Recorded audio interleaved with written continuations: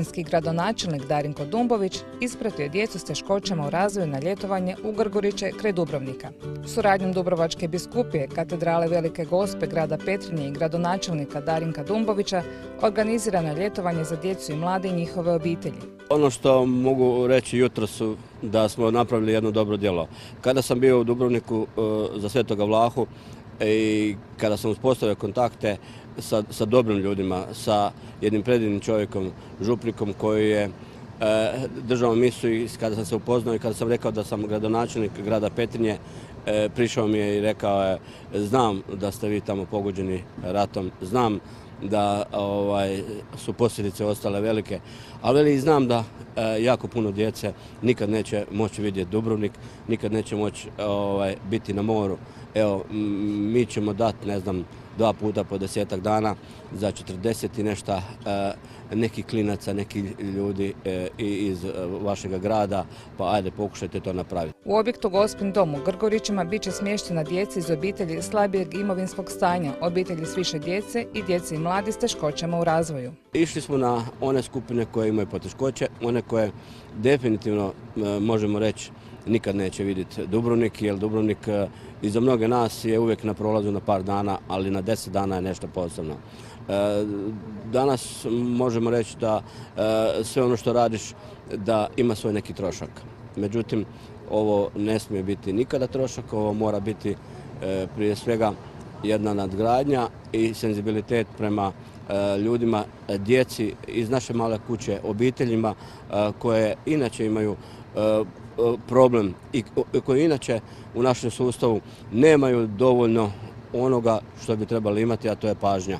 Evo, ovo je jedan samo mali znak pažnje s kojim grad Petrinja ulazi u jedan kontinuitet da i 100 obitelji, to je 100-tinjak nekih ljudi koji stvarno su socijalne kategorije ili imaju neke druge probleme, ne mogu vidjeti more. Zahvaljujem se gradonačelniku grada Petrinje što je našim djeci omogućio ove godine da provedu 10 dana na moru.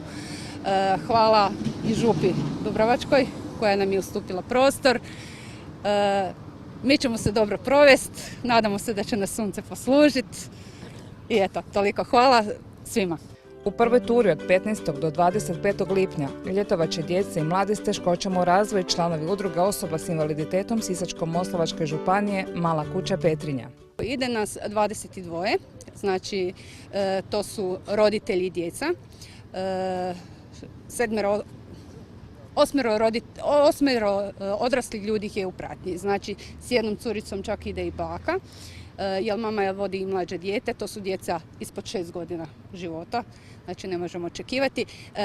Zara nam je najmlađa, Zara ima 2,5 godine, najstariji je moj Marin koji ima 22, znači raznih je uzrasta, čak i dobne, znači i dečkići i curice. Sam prostor, koliko smo čuli, omogućit će nam da naša djeca nisu skupa. Tu moram čak najaviti da ide jedan ljubavni par, znači dečko i cura. Marin i Meli će 10 dana moći provesti zajedno, družiti se, intenzivno šetat, plivat i ono sve što ostali mladi ljudi trebaju provesti na ljetovanju pod kroviteljstvom mame, jedne i druge mame.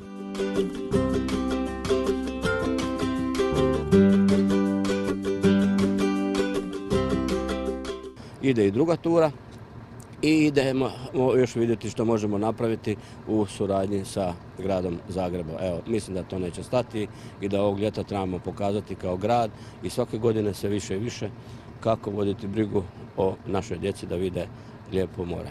U drugoj turi od 1. do 10. srpnja u Grgurićima će ljetovati djeca slabijeg imovinskog stanja iz višečlanih obitelji Osnovne škole Jabukovac i Prve osnovne škole Mate Lovraka, te mladi srednje škole Petrinja, polaznici po prilagođenom programu i za pomoćna zanimanja.